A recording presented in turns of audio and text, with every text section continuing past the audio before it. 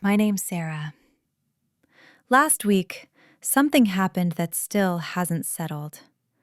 Standing close enough to hear every word, I overheard my family wishing for my downfall, behind my back. According to them, success came from luck alone, nothing earned, nothing deserved. They never realized someone was listening. If you've ever been betrayed by the people closest to you, share your story in the comments. That day ended like any other. The walk to the front door felt heavy after a long week at work.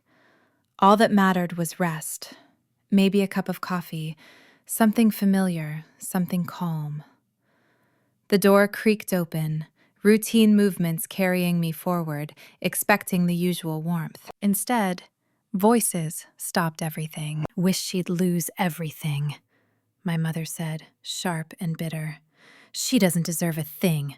Not a damn thing. Breath caught. Feet stayed planted. She's just lucky, my sister added, disdain clear in every word. Nothing to be proud of. The words struck hard, hanging in the air like a slap. This wasn't how it was supposed to be. Not from them. Not from the people who were meant to stand behind me. Not after everything given. They kept going. All this success? A cousin scoffed. Just a fluke. She's a joke. No reaction showed. No movement. Standing there, invisible, listening as they dismantled me sentence by sentence, unaware, careless.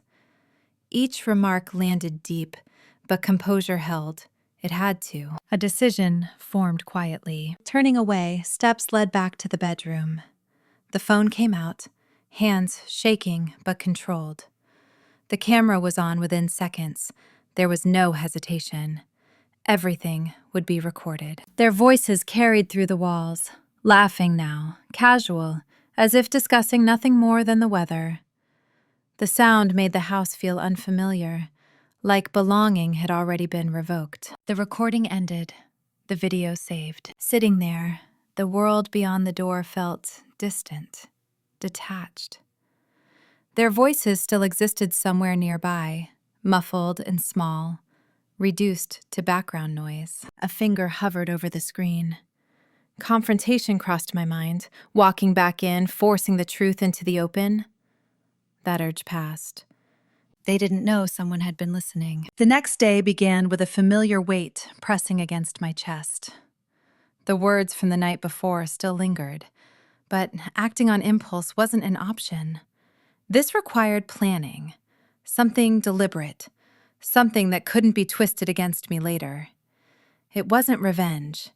It was about ending the habit of being taken for granted. At the desk, the bank account sat open on the screen.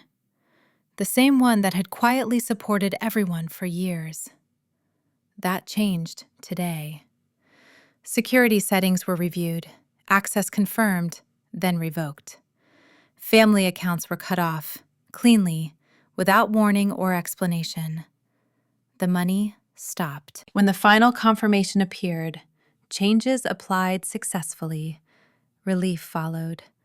Real relief. Control for once. The laptop closed.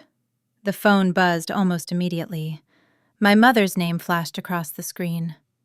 It was ignored. Instead, I stepped away, letting the call ring out. A moment later, a message appeared.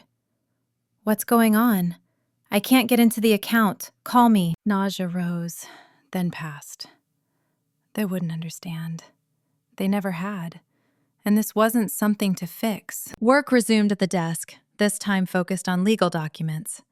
Protection came first now. Files were opened, sorted, reviewed. The language was familiar. Numbers, clauses, obligations. I'd lived in this world long enough. Another buzz. My sister. Why did you do that? You know Mom needs that money! The phone was set aside. Work continued. There was no space left for guilt. About an hour later, a call came from Michael. That one was expected. What's going on? He asked. Your family's been calling. They're worried. I'm fine. The word sounded strange, but true enough. A pause. Cutting them off like this won't end well. It already ended badly, I said. You don't know what they've been saying, what they've done. I know you're hurt, he replied, quieter now. But this isn't just about money. The cursor blinked on the screen. Then what is it about? Your peace, he said. You don't have to carry them anymore. Let them deal with their own mess. The truth of it settled fast. I'm not going back, Michael. Not this time. Another pause. Just don't burn every bridge, he said. They're still family. That part went unanswered. The call ended. The phone stayed where it was. No more explanations were owed. By the time the day wound down, documents were organized and emails sent to attorneys who would be needed soon. Fallout no longer mattered. Choices had already been made, on both sides. Later, something unfamiliar surfaced. Clarity. There would be no return. Not to that house. Not to those dynamics.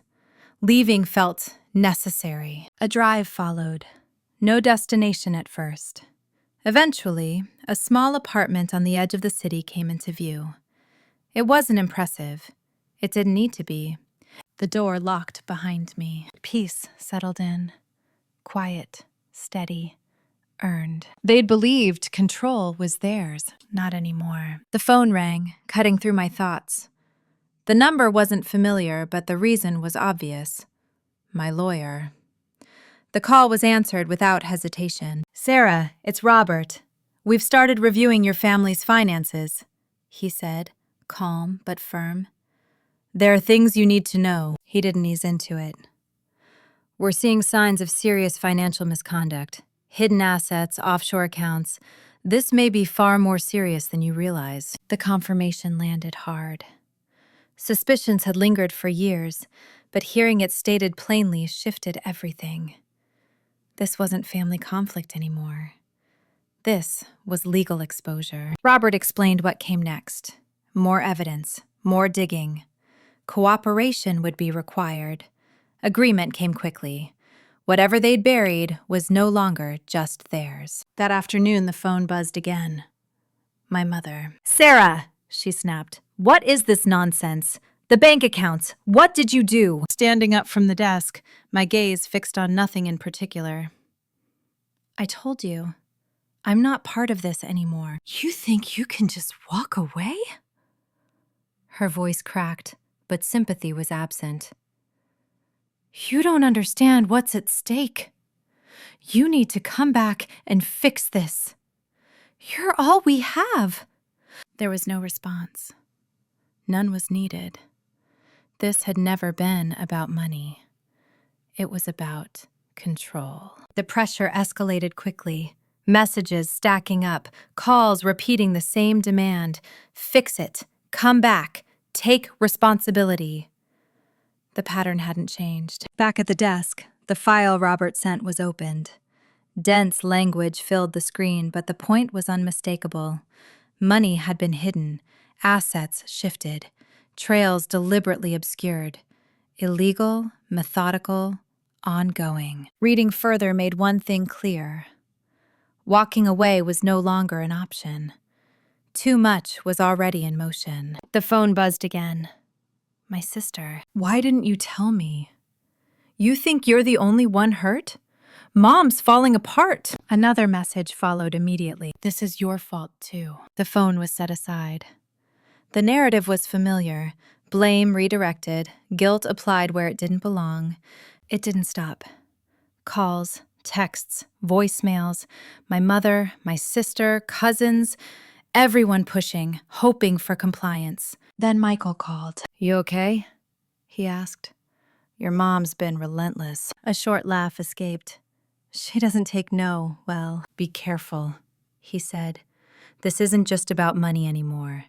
They won't let you go easily. I know, I replied. It's about control. Always has been. Then don't let them pull you back. Finish this, whatever it takes. I will. I'm done. The pressure kept rising. Each day tightened further as the investigation into family finances spiraled deeper into chaos. Every document uncovered only complicated things more. Every lead felt like a trap, one that had never been mine to fix. Work offered no refuge. The department review arrived right on schedule, unavoidable. A full-day meeting, a presentation expected. Focus was impossible with everything unraveling elsewhere. Walking into the conference room, judgment hung heavy.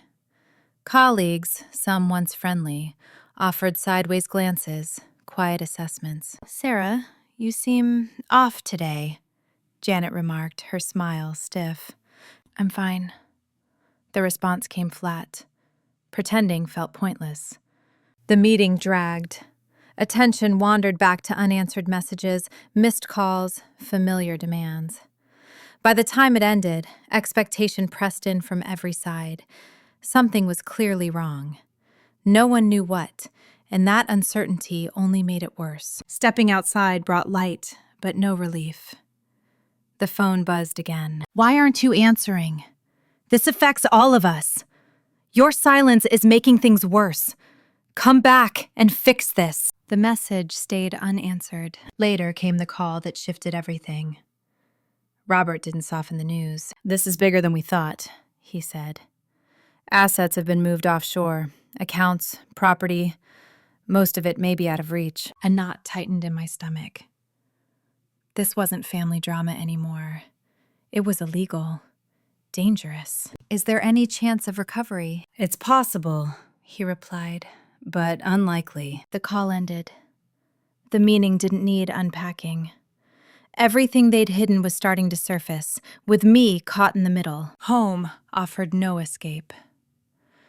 My mother called again, panic sharp in her voice. "You don't understand what you've done. The whole family is falling apart because of you." "Because of me?" Patience snapped. "You've been using me for years. This was never mine to fix." "Don't speak to me that way," she shot back. "You have no idea what we've been through." The line went dead. Anger lingered. Another buzz. My sister. "You're being selfish. Mom's right. You don't understand. We're family." Family. The word felt hollow now. Care had always been conditional, measured by usefulness. The phone was set aside. Messages, guilt, pressure blended into noise. In the apartment, documents spread across the desk told the real story. Fraud was undeniable. The lies ran deeper than expected. There was no undoing this. The realization settled slowly. They weren't asking anymore. They were demanding, using blame, fear, anger. And they were beginning to understand that compliance wasn't coming. The fallout from cutting ties with my family hit me harder than I expected. It wasn't just the silence from my mother, or the empty feeling when I walked into my old house and saw it for what it truly was. It was the complete isolation that followed. No more financial support, no more family gatherings. I was on my own, and suddenly, I felt the full weight of that decision. At work, it didn't take long for the whispers to spread.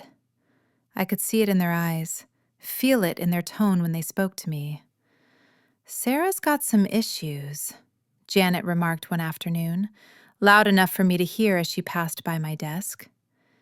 "Yeah, something about her family. I guess she's not as tough as we thought." They didn't even try to hide it. The judgment was out there, clear as day. I had become the office pariah, the one with too much personal drama, the one who couldn't handle life. Despite their comments, the workload didn't stop. I was still expected to perform at my usual level, but the pressure, the weight of being the subject of gossip, felt unbearable. I stayed in my lane, kept my head down, but I could feel the isolation seeping into my work. The once lively office felt suffocating now. At home, things were no better. My phone buzzed constantly with texts and calls from my mother, each one more frantic and accusing than the last. "Why aren't you picking up? We're falling apart, Sarah. You don't even care about your family anymore." Her words made me want to scream, but I refused. Every time I looked at my phone, I was reminded of the manipulation, the years of being guilted into doing everything for everyone else. "You never understand, Sarah," she texted. "You're selfish. This is your fault." But it wasn't my fault. It wasn't. The guilt she tried to push on me didn't work anymore. It was like a broken record, and I was done listening. Michael was the only one who stuck around. He'd check in on me, always calm, always understanding. But even he was starting to see the distance between us. "I get it," he said one evening, when I was explaining yet again why I couldn't go back. "But you don't have to do this alone. You're still family." I paused, staring at the words on my screen. They aren't family anymore. Not to me. He didn't say anything for a while. I could hear him breathing on the other end. Then finally he spoke. "You've made your decision. But you don't have to push everyone away. Not everyone's trying to hurt you." I wasn't so sure anymore. There was a growing emptiness inside me every time someone reached out with the same old requests, the same old demands. They wanted me to go back to what I was before, but I couldn't. I had to move forward, not back. The next day, I found myself sitting at a cafe when my mother walked in. I hadn't expected her, but there she was, face drawn, eyes tired. She spotted me immediately and made a beeline for my table, her heels clicking on the floor with each step. "You're doing this to hurt us, aren't you?" Her voice cracked as she stood before me, hands trembling. I didn't respond right away. She sat down without waiting for me to invite her, as if nothing had changed.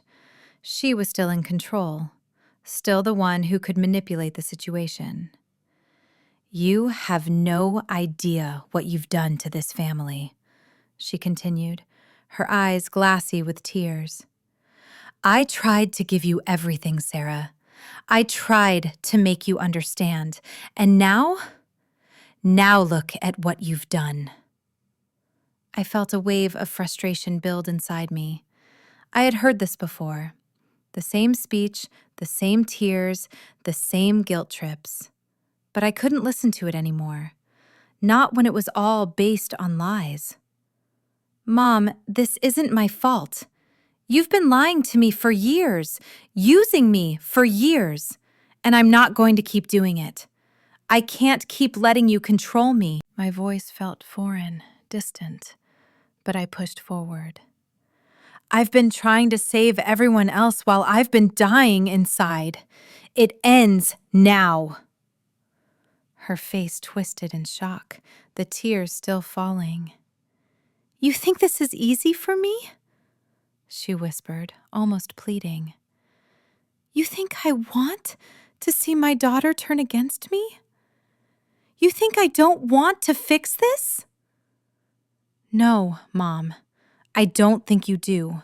Not really. You want me to fix it, but you never ask what I need." I had been digging through documents for days, the evidence mounting, but everything was becoming more tangled with each step. My family's financial dealings were so much more complicated than I initially thought.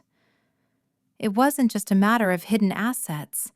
It was about international transactions, illegal transfers, and people far more dangerous than I ever imagined. The more I uncovered, the more I realized I wasn't just fighting against my family's lies. I was going up against powerful people who had a lot to lose. People who would do whatever it took to protect their interests.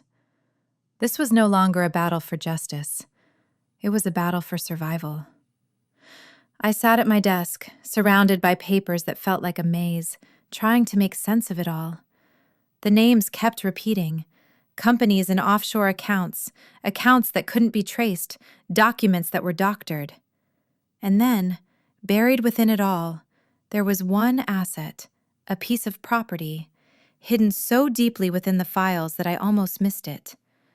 It was a small estate, far away, under a shell company, but it was valuable. In the wrong hands, it could be worth millions. My family had been hiding it for years, and now it was mine to expose. I couldn't stop thinking about how long they had kept it a secret. I wondered if my mother knew about it. I had to know. But the deeper I dug, the more I realized that I wasn't just digging into my family's finances. I was digging into something dangerous. The more I looked, the more I started to notice subtle threats. Emails went unanswered. Calls were ignored. People started giving me vague answers, but the tension was obvious. A few colleagues at work, people I'd trusted, started acting strange around me. The rumors about me had spread, about my family, my issues, my lack of strength. It was like the walls were closing in, and I couldn't figure out who to trust anymore. Michael was still in touch, trying to help where he could, but with every new piece of information, the gap between us widened. He was supportive, but he wasn't a lawyer, and he didn't have the resources I needed. And the truth was, I couldn't rely on him for this. The burden was mine to carry. "Sarah, you're doing the right thing, but this is going to get worse before it gets better," Michael said one evening when we spoke over the phone. "The more you expose, the more dangerous this gets. It's not just your family you're taking on. It's a system that's much bigger." "I know," I whispered, my heart heavy. "But I have to do this. It's not just about them anymore. It's about what's right." "You can't do it alone," he pressed. "You need more help. The legal stuff is way over your head." I didn't answer right away. He was right. I was in over my head. But there was no turning back now. The truth about the property wasn't the only revelation. The more I investigated, the clearer it became. My family had used me as a pawn for years. I was their scapegoat, their shield. And now that I was pulling away, they were trying to pull me back in, by any means necessary.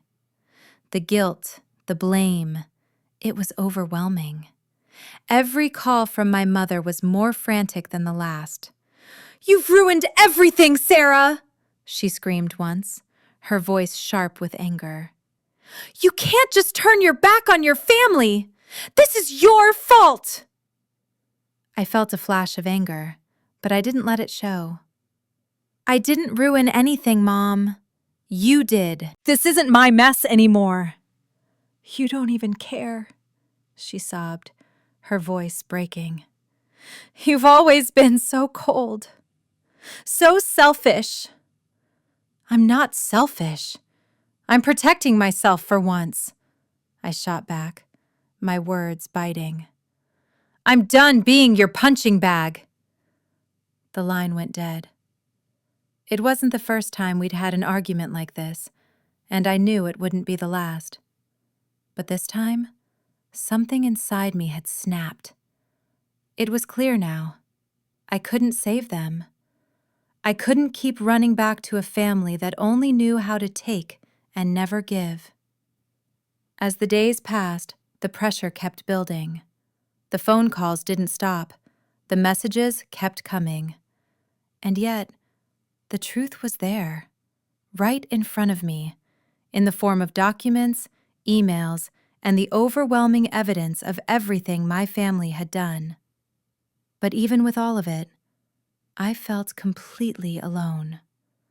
Everyone I knew was either involved in some way or too afraid to get involved at all. The only person left was me.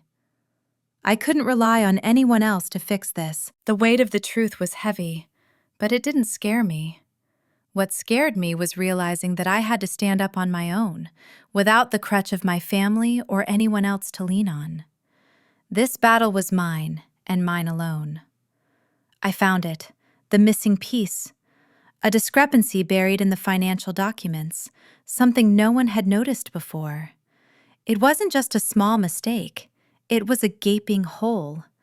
A loophole that could give me the leverage I needed to turn this around. I spent hours staring at the document on my screen, making sure I wasn't missing anything. The numbers didn't add up, and the pattern was clear. The money that had been funneled through offshore accounts wasn't just for tax evasion, it was for laundering.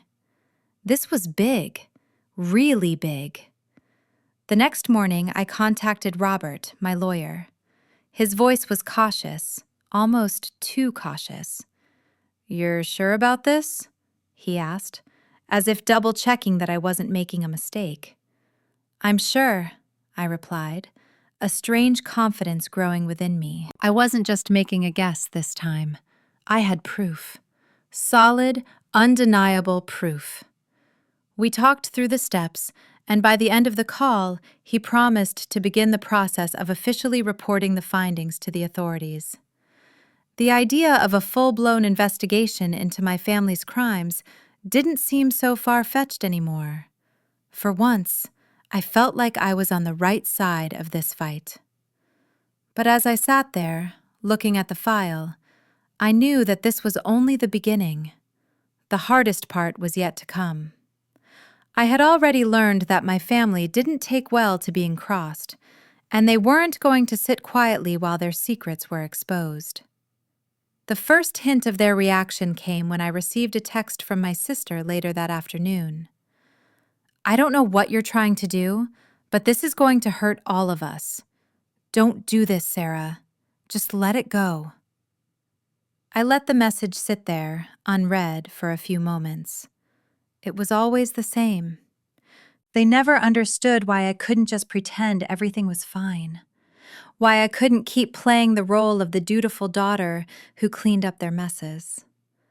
When I finally replied, it was simple. This isn't just about you anymore. As the days went on, the pressure grew. My mother started calling more frequently, trying to pressure me into ending this. The guilt, the manipulation, it was unbearable. "Why are you doing this?" Her voice shook through the phone. "What do you want from us, Sarah? This is tearing us apart. We're family." "Family?" I replied coldly. "I'm not your pawn anymore. I'm not fixing this for you." "You're being selfish. This is your fault. Everything's falling apart because of you." I hung up before she could say more. But the attacks didn't stop there. My cousins reached out, some offering support, others just trying to guilt me. They had no idea how deep this went, and they didn't care to know. To them, I was just the troublemaker who'd ruined everything. Through it all, Michael remained a steady presence in my life. He was still offering advice, his voice soft but insistent on keeping me grounded. "You've got this, Sarah," he said one evening when I vented to him about the backlash. "You've already made it this far. The truth is on your side." "I don't know, Michael," I muttered. "I feel like I'm drowning. I've pushed everyone away, and now it's like I'm all alone in this." "Not alone," he corrected me gently. "You're not alone. But you can't expect the people who've been taking advantage of you to understand. They won't, and they'll try to stop you, but you can't let them." I nodded, even though he couldn't see me. He was right. I had come this far, and backing down wasn't an option. Not anymore. The next week, things started to move faster. Robert called me with an update. The authorities were taking the matter seriously. They had already started looking into the financial records, and soon a full investigation would begin. It was finally happening. The truth was coming to light. The investigation had gone on for weeks, with every document I submitted leading to more questions, more digging. It wasn't just my family's fraud that had been exposed. It was their entire network. My mother, Linda, was now under investigation by authorities for financial misconduct, her reputation in ruins.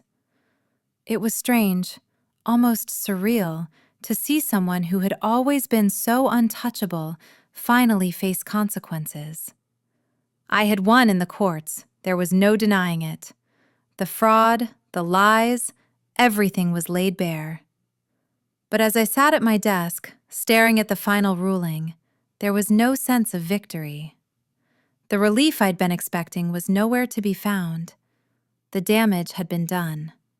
The relationship with my family had shattered, and it wasn't something that could be fixed, not with apologies or attempts to make amends. The phone call from my mother came not long after the verdict. Her voice was quieter now, softer, as if she had finally understood that this was over. "I'm sorry, Sarah," she said, the words barely audible, laced with defeat. "I know I failed you. I just wanted you to be part of the family." I didn't answer immediately. There was a part of me that wanted to speak, to remind her of the years of manipulation and control. But what was the point? Her apology felt hollow, like a last-ditch effort to regain some semblance of power. "It's too late for that," I said, my voice steady. "I can't go back." The line was silent for a long time. Then she hung up, and that was it. No more calls, no more guilt. I had said what needed to be said, and I was done. The next few weeks were strange. My coworkers started to treat me differently. Not exactly warmly, but more respectfully. The rumors had died down, and now I was just another person at work, no longer the subject of pity or suspicion. There was a new sense of calm, a quiet respect that replaced the whispers. But it wasn't enough to fill the empty space where my family used to be. The most significant change, however, was in myself. I no longer felt the pull to answer every call or fix every problem for the people who never saw me as anything more than a tool. I had learned to stand on my own, to make decisions without waiting for their approval. And with that came the strange freedom of being untethered. The hardest part came when I decided it was time to leave. My apartment had never really felt like home, and I knew I had to put more distance between myself and the life I had known. I found a small house on the outskirts of the city. It was nothing fancy, just a place I could finally call my own. A place where no one could control me, where I could rebuild and figure out who I wanted to be without looking over my shoulder. The move was a relief, but it came with its own set of challenges. There was something liberating about setting foot in a new space, knowing that everything in it was mine. My furniture, my rules, my life. There was no one around to second-guess my choices. No one to remind me of what I had lost. It was just me. When I stepped into the house for the first time, I felt something stir inside me. It wasn't excitement exactly, but a kind of quiet satisfaction. For the first time in a long time, I was exactly where I needed to be. The first night was the hardest. I lay in bed, staring at the ceiling, the silence around me both comforting and unsettling. I had always been used to the noise of family, the constant chatter, the expectations. Now, there was only peace. But peace felt good. It felt earned. The next morning, I walked out onto the porch, the sunlight bright against the cool air. I stood there for a moment, just breathing, feeling the weight of everything that had happened and everything that was to come. It was done. The past was behind me, and the future was wide open. For the first time in years, I had control over my life. I wasn't angry anymore.